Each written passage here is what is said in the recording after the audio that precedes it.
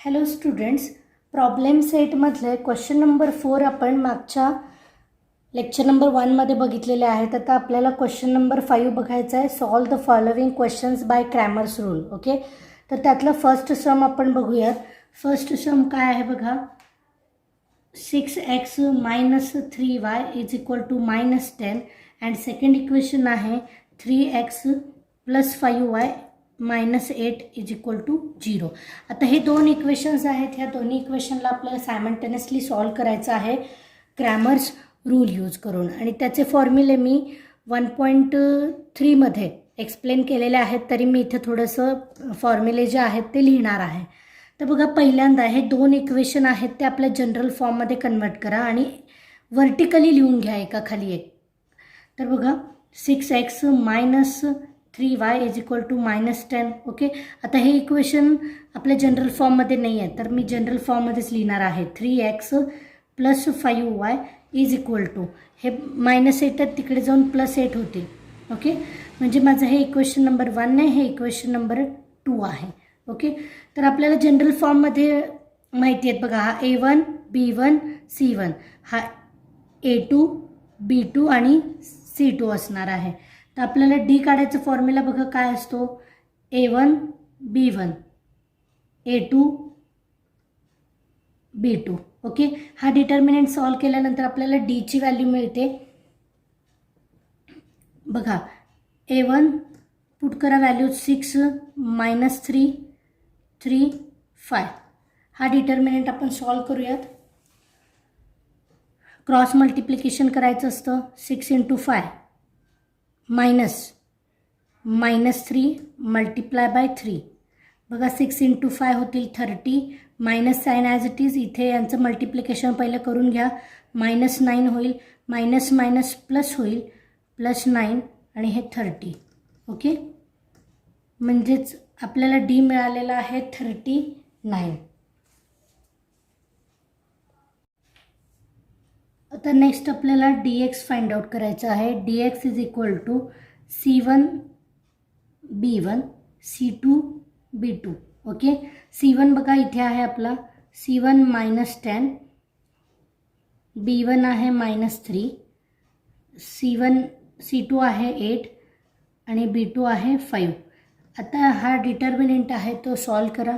Cross multiplication करायचं आहे. -10 multiply by 5 -8 multiply by -3. पहिलं हे मल्टिप्लिकेशन करून घ्यायचं सगळं आणि नंतर काय सबस्ट्रॅक्शन ॲडिशन होते ती बघायची. हे -50. ओके, 10 × 5 -50 मायनस यांचं मल्टिप्लिकेशन केलं तर 24, बट -24 येणार आहे. ओके, 8 आणि -3 म्हणजेच -24. आता हे बघा, मायनस मायनस होतील +24 आणि हे -50. आता आपल्याला जो dx मिळणार आहे -26. ओके, याचप्रमाणे आपल्याला dy फाइंड आउट करायचं आहे. dy is equal to, formula काय बघा, जे yचे कोऑर्डिनेट आहेत, जे yचे कोएफिशियंट आहेत ते घ्यायचे नाहीत, बाकी आपल्याला सगळे घ्यायचे आहेत. म्हणजेच बघा, A1 C1 A2 C2 हा आपला फॉर्म्युला आहे. ओके, 6 -10 3 8. हा डिटर्मिनंट सॉल्व करायचा आहे. Cross multiplication 8 × 6 -10 multiply by 3.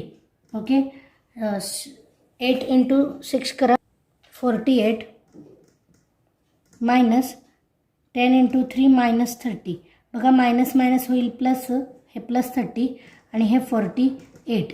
Addition करायचे आहे. आन्सर मिळणार आहे 78. म्हणजेच आपल्याला बघा dx आणि dy मिळालेला आहे. आता आपल्याला x काढायचा आहे. एक्सचं फॉर्म्युला काय सांगा. x is equal to dx/d and y is equal to काय असतं, dy/d. बघा, dx काय मिळाला आहे -26 डी ची व्हॅल्यू आहे 39 आणि dy बघा काय आहे 78 डिवायडेड बाय 39. बघा, 13 2 जा 26 अँड 13 3 जा 39. So 2/3 minus 2/3, x is equal to minus 2/3 and y is equal to 13 1 13, 13 2 78 means 2 answer येणार आहे. ओके, मीन्स आपले एक्स आणि वाय काय सोल्युशन मिळाले बघा. X and y is equal to minus 2/3 आणि 2. नेक्स्ट आपल्याला सेकंड इक्वेशन बघायचं आहे. बघा सेकंड इक्वेशन आहे. Second 4m minus 2n is equal to -4 आणि दुसरं इक्वेशन आहे 4m + 3n is equal to 16. हे पण आपल्याला क्रॅमर्स रूलनेच सॉल्व करायचं आहे. तर बघा जनरल फॉर्ममध्ये ऑलरेडी आहे. तर मी जे हे इक्वेशन आहे ते एकाखाली एक लिहून घेते, कारण मग मला जे डिटर्मिनंट लिहिताना सोपे जातील. ओके, म्हणून मी बघा हे इक्वेशन ह्याच्या खाली लिहून घेते. 4m + 3n is equal to 16. Okay, का तर मला डिटर्मिनंट लिहिताना सोपं जातं. तुम्हीही असंच करा, म्हणजे तुम्हाला डिटर्मिनंट लिहिताना सोपं जाणार आहे. ओके, आता आपल्याला डी फाइंड आउट करायचं आहे. डी म्हणजेच काय सांगा. हे जे सी आहे ते सी घ्यायचे नाहीत, ए बीला घ्यायचं आहे. तर बघा सी नाही घ्यायचं आहेत आपल्याला. 4 - 2 4 - 2 4 3. तर बघा डिटर्मिनंट लिहिण्यासाठी खूप सोपं आहे जर आपण वर्टिकली जर इक्वेशन दोन्ही लिहून घेतले तर. ओके, आता यांचं क्रॉस मल्टिप्लिकेशन करून सॉल्व करा. 4 × 3 4 × 3 मायनस -2 × 4. तर बघा -2 हे होतील -8 आणि हे होतील 12. ओके, 12 मायनस प्लस होतील, म्हणजेच 12 + 8 हे होतील 20. ओके, आपल्याला डी मिळालेला आहे 20. नंतर डी एक्स फाइंड आउट करा. डी एक्स म्हणजे जे आपले डी एक्स नाही, आता डी एम, कारण इथे व्हेरिएबल एम आहे. तर बघा जर डी एम काढताय तुम्ही डिटर्मिनंट ऑफ एम, तर तुम्ही एमचे जे रियल नंबर आहेत ते किंवा कोइफिशियंट आहेत त्यांना घ्यायचं नाही आहे आणि असे घ्यायचे ते कॉर्डिनेट. म्हणजे सीला आधी घ्यायचं आहे. -4 - 2 16 3. ओके, आता हा जो डिटर्मिनंट आहे तो आपण सॉल्व करूयात. -4 × 3 मायनस -2 × 16. आणि लक्षात ठेवा हे मल्टिप्लिकेशन पहिलं करून घ्यायचं आहे, त्याच्यानंतर काय ॲडिशन सबस्ट्रॅक्शन होणार आहे हे नंतर करायचं आहे. तर बघा -4 × 3 म्हणजेच -12 मायनस इथे होणार आहे 16 × 2 मीन्स 32 -32. आता बघा मायनस मायनस होतील प्लस आणि हे -12 ॲज इट इज -12 + 32 म्हणजे बघा आन्सर काय येत आहे. आन्सर येत आहे +20. ओके, नंतर आपल्याला डी एन फाइंड आउट करायचं आहे. डी एन म्हणजे एनचे कोऑर्डिनेट बघू नका किंवा एनचे जे कोइफिशियंट आहेत त्यांना बघायचं नाही आहे. हे कोइफिशियंट बघा 4 - 4 4 16 ॲज इट इज लिहून घ्यायचं आपल्या डिटर्मिनंटमध्ये. 4 - 4 4 16. बघा ही जिथं जागा आहे बघा 4 4 आहे तसं लिहिलं आपण. -4 16 जशी जागा आहे तसं लिहिलं आहे. म्हणून मी म्हणते की दोन्ही इक्वेशन ज्यावेळेस तुम्ही क्रॅमर्स रूलने सॉल्व करणार आहात ते इक्वेशन असं व्हर्टिकली लिहून घ्या, म्हणजे डिटर्मिनंट लिहिताना आपल्याला सोपं जातं. ओके, आता बघा 16 × 4 क्रॉस मल्टिप्लिकेशन -4 × 4. तर 16 × 4 64 मायनस हे 4 × 4 -16 मायनस होतील +16 आणि हे 64. म्हणजेच डी एन आपल्याला किती मिळतो आहे 80. ओके, आता आपल्याला खूप इझी आहे एमची व्हॅल्यू काढणं. एमचं काय फॉर्म्युला असणार सांगा. DM/D. DM किती मिळालं आहे आपल्याला 20 आणि डी किती मिळालं आहे आपल्याला 20. म्हणजेच एमची व्हॅल्यू मिळाली आहे 1. So m is equal to 1 आणि एन इज इक्वल टू काय असं सांगा DN/D. DN काय आहे मिळालं आहे 80/20. 0 0 गेट्स कॅन्सल मीन्स 4. एनची व्हॅल्यू आपल्याला 4 मिळाली आहे आणि एमची व्हॅल्यू आपल्याला 1 मिळाली. Means our solution is 1 4. Next बघा थर्ड आपल्याला क्वेश्चन सॉल्व करायचा आहे.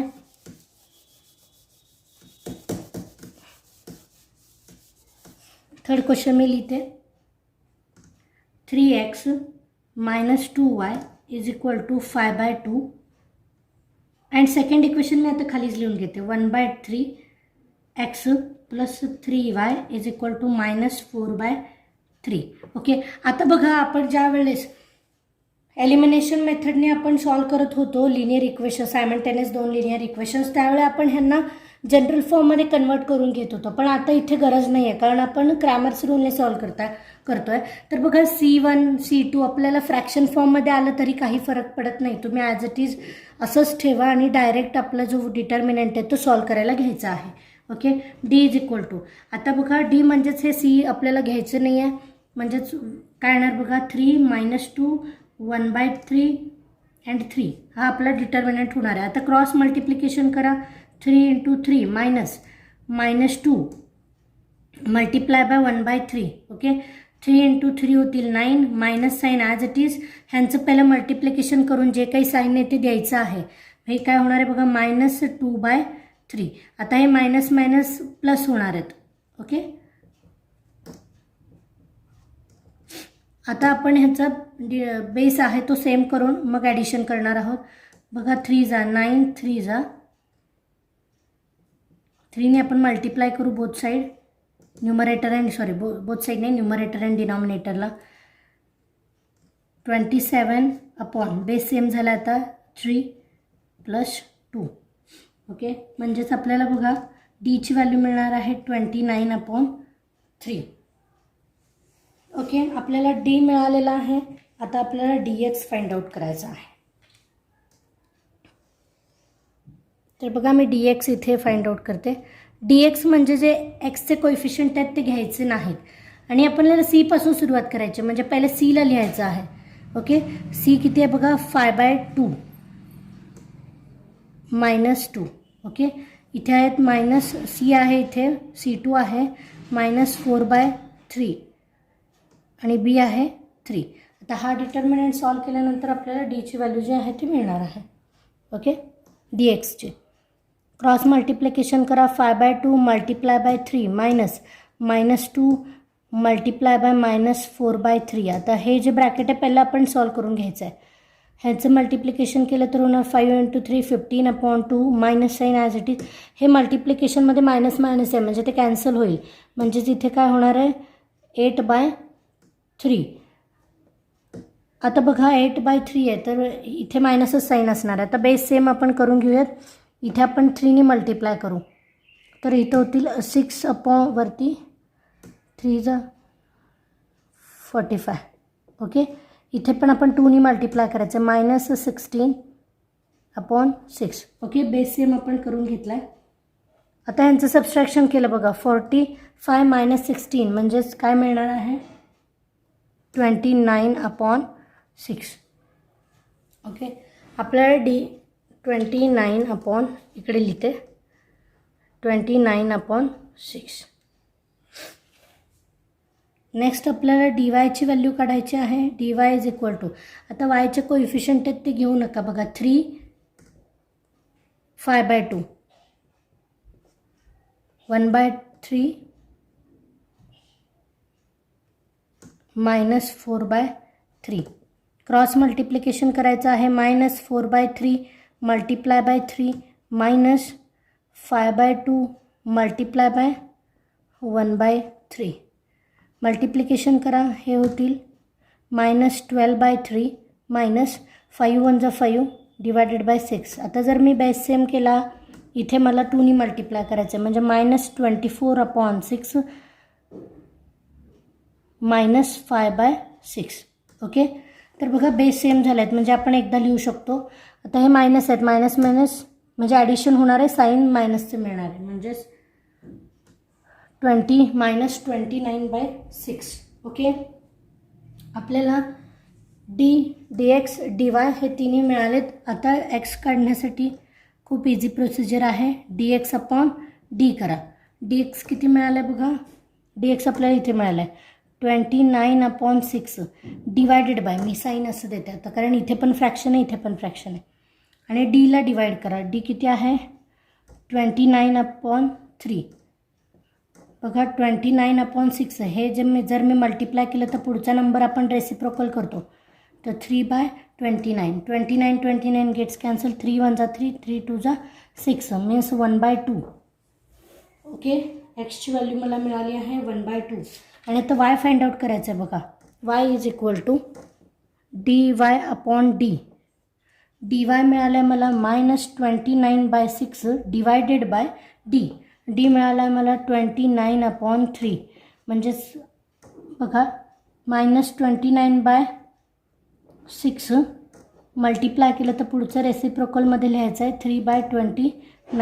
29 गेट्स कॅन्सल. 3 1 जा 3, 3 2 जा 6 आणि हे मायनस साईन म्हणून आपल्याला मिळणार आहे वायची व्हॅल्यू मिळणार आहे 1/2. बघा ही क्रॅमर्स रूल मेथड खूप इझी आहे. आता आपल्याला फोर्थ सम आपल्याला करायचं आहे. फोर्थ सम बघा 7x + 3y = 15 आणि सेकंड सम हे इक्वेशन आहे 12y - 5x = 39. तर बघा वायचा जो व्हेरिएबलची टर्म आहे ती पुढे दिले, त्याला मी थोडंसं व्यवस्थित रिअरेंज करून लिहिते परत एकदा. बघा पहिलं इक्वेशन मी परत लिहिते 7x + 3y = 15 आणि दुसरं आहे ते व्यवस्थित एक्सचा जो एक्स व्हेरिएबल आहे तो पुढे लिहिते -5x + 12y = 39. ओके, आता डी फाइंड आउट करायचं आहे आपल्याला. डी म्हणजे बघा सीला आपल्याला घ्यायचं नाही, हे जनरल फॉर्म आपल्याला माहिती आहे. मी 1.3 मध्ये खूप व्यवस्थित फॉर्म्युले एक्सप्लेन केलेले आहेत. जर तुम्हाला इथे कळलं नसेल तर 1.3 जो प्रॅक्टिस सेट आहे तिथे जाऊन बघा. तर बघा डी फाइंड आउट करायचं तर आपल्याला सीचे कोऑर्डिनेट जे कोएफिशियंट आहेत ते घ्यायचे नाही आहेत. म्हणजेच बघा 7 3 7 3 -5 12. ओके, म्हणून मी म्हणते की तुम्ही हे जे आहेत हे वर्टिकली लिहा, कारण बघा व्यवस्थित आपल्याला डिटर्मिनंट लिहिण्यासाठी व्यवस्थित लिहिता येतात. 7 -5 3 12 बघा ॲज इट इज लिहिलेत मी जे कोएफिशियंट आहेत ते. आता cross multiplication 12 × 7 -5 multiply by 3. Okay, 12 × 7 84 minus हे होतील -15 मायनस प्लस 15. ह्यांची ॲडिशन केल्यानंतर आपल्याला मिळतं आहे 99. ओके, म्हणजेच डी आपल्याला मिळाला आहे 99. आता डी एक्स फाइंड आउट करायचे आहेत, म्हणजे जे एक्सचे कोएफिशियंट आहेत ते आपल्याला घ्यायचे नाही आहेत, पण घेताना उलटं म्हणजे सीला पहिलं लिहा 15 3 39 -5. ओके,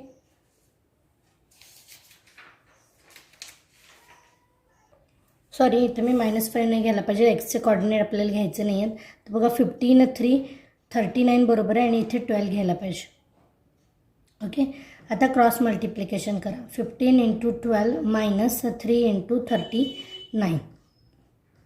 ओके, यांचं मल्टिप्लिकेशन येणार आहे 180 - 117. 3 × 39 म्हणजे 117. या मायनस केल्यानंतर बघा आन्सर आपल्याला मिळत आहे 63. म्हणजे असे डी एक्स आपल्याला मिळतो आहे 63. आता आपण डी वाय फाइंड आउट करूयात. डी वाय = आता वायचे कोएफिशियंट घेऊ नका. 7 15 -5 30 नाही, यांना आपण क्रॉस मल्टिप्लाय करून सॉल्व करूया. 7 × 39 -5 मल्टिप्लाय बाय 15. ओके, तर बघा 7 × 39 273 मायनस, आता मायनस ह्यांचं मल्टिप्लिकेशन येणार आहे 75 -75 मायनस प्लस होतील आणि 273 + 75 मीन्स डी वाय = आपल्याला मिळत आहे 348. आता dx is equal to x is equal to dx upon d. dx मिळाला आहे 63, d आहे 99. ओके, मीन्स बघा 7/11 लाईनच्या टेबलमध्ये आहेत दोन्ही पण. So y is equal to dy upon d. dy मिळालं आहे 348 आणि d आपला आहे 99. 3ने जर डिवाइड केलं तर हे होतं आहे 33 आणि वरती 116. मीन्स आन्सर बघा x is equal to 7/11 and y is equal to 116/33. म्हणजे XY इज इक्वल टू 7/11 आणि y इज इक्वल टू 116/33. आता जो नेक्स्ट 5th क्वेश्चन आहे तो आपल्याला सॉल्व करायचा आहे. तो 5th क्वेश्चन बघा आपल्याला थोडंसं वेगळं दिलेलं आहे. आधी आपल्याला 2 सेपरेट लिनियर इक्वेशन्स दिलेले होते. आता आपल्याला असं दिलं आहे बघा, x + y - 8/2 is equal to x + 2y - 14/3 is equal to 3x - y/4. Okay, आता बघा हे जे इक्वेशन्स दिसतात आपल्याला 3 टर्म असे इक्वल टू करून दिलेले आहेत. तर त्यातली एक टर्म आहे ती कॉन्स्टंट, म्हणजे ह्या टर्मसोबत ही टर्म इक्वल टू करायची आणि एक इक्वेशन मिळवायचं लिनियर इक्वेशन. ह्या टर्मसोबत ही टर्म म्हणजे एक आहे ती दोघांमध्ये कॉमन ठेवायची टर्म आणि इक्वेट करून आपण 2 इक्वेशन फाइंड आउट करायचे. कोणतीही टर्म तुम्ही कॉन्स्टंट किंवा इक्वल एकसारखी ठेवली तरी चालणार आहे. तर मी बघा ही टर्म आहे ते दोघांमध्ये सारखी ठेवणार आहे. x + y - 8/2 is equal to 3x - y/4. Okay, आता यातून मला एक लिनियर इक्वेशन मिळणार आहे आणि दुसरं बघा मी काय करणार आहे, x + 2y - 14/3 is equal to 3x - y/4. आता ह्या दोघांना मी सॉल्व करून 2 लिनियर इक्वेशन मिळवणार आहे आणि नंतर ते क्रॅमर्स रूलने सॉल्व करणार आहे. तर बघा पहिला आपण 2ला इकडे पाठवू, 4ला इकडे पाठवूयात.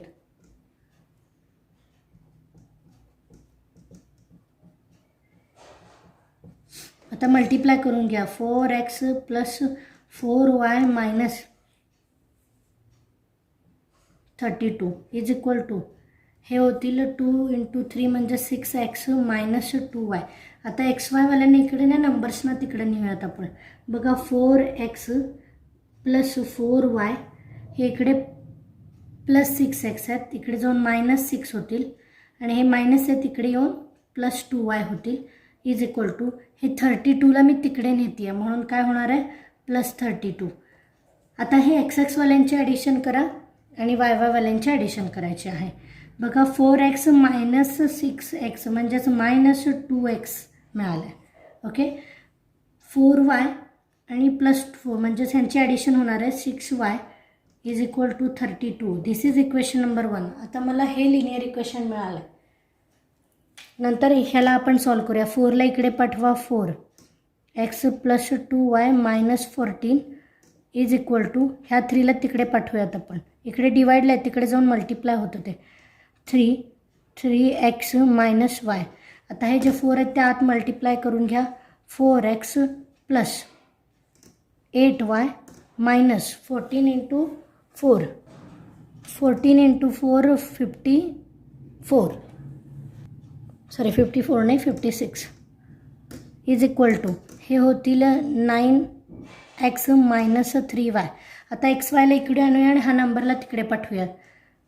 बघा 4x + 8y हे इकडे येऊन मायनस होतील -9x इकडे येऊन प्लस होतील +3y इज इक्वल टू 56 इकडे मायनस आहे तिकडे जाऊन प्लस होतील इज इक्वल टू 56. आता ह्यांचे ॲडिशन करा. 4x - 9x म्हणजेच -5x ह्यांचे ॲडिशन होईल 8 9 10 11 plus 11y is equal to 56. This is equation number 2. Okay, थांबा मी चेक करते. Okay, correct. ह्याला बघा, ह्या इक्वेशनला आपण थोडा रिड्यूस फॉर्ममध्ये लिहू शकतो. हे 2ने डिव्हिजिबल आहेत सगळे नंबर. तर बघा 2ने मी डिवाइड करते इकडे थ्रू आउट इक्वेशन. तर काय मिळते इक्वेशन बघा मला, 2 गेले म्हणजे -x plus 3y is equal to 16. तर याला आपण इक्वेशन नंबर 1 म्हणूयात. आता क्रॅमर्स रूलने सॉल्व करणं खूप इझी आहे. हे 2 इक्वेशन घ्यायचे आहेत आणि आपल्याला सॉल्व करायचं आहे. तर बघा मी हे दोन्ही इक्वेशन एकाखाली एक लिहिते. आता हे 2 इक्वेशन आहे ते मी इथं लिहिते. Okay, -5x plus 11y is equal to 56. हे माझं इक्वेशन नंबर 2 आहे, जे इथलंच इक्वेशन मी इथे लिहिलं आहे. आता कारण मला थोडंसं डिटर्मिनंट लिहिताना व्यवस्थित लवकर लिहिता येतं म्हणून. आता डिटर्मिनंट लिहा. डीचं लिहिताना सीला घ्यायचं नाही आहे. -1 3 -5 11. ओके, आता आपल्याला खूप इझी आहे. आपल्याला माहिती झालं आहे की कसं आपल्याला डी सॉल्व करायचं आहे. मल्टिप्लाय करा 11 × -1 म्हणजे -11 आणि 5 × 3 म्हणजे बघा हे मायनस साईन फॉर्म्युलाचं आहे आणि हे -5 मल्टिप्लाय बाय 3 म्हणजे -15. ओके, म्हणजे बघा -11 प्लस 15 ॲन्सर येणार आहे 4. म्हणजेच डीची व्हॅल्यू जी मिळाली आहे आपल्याला ती 4 मिळाली आहे. ओके, आता dx फाइंड आउट करूयात.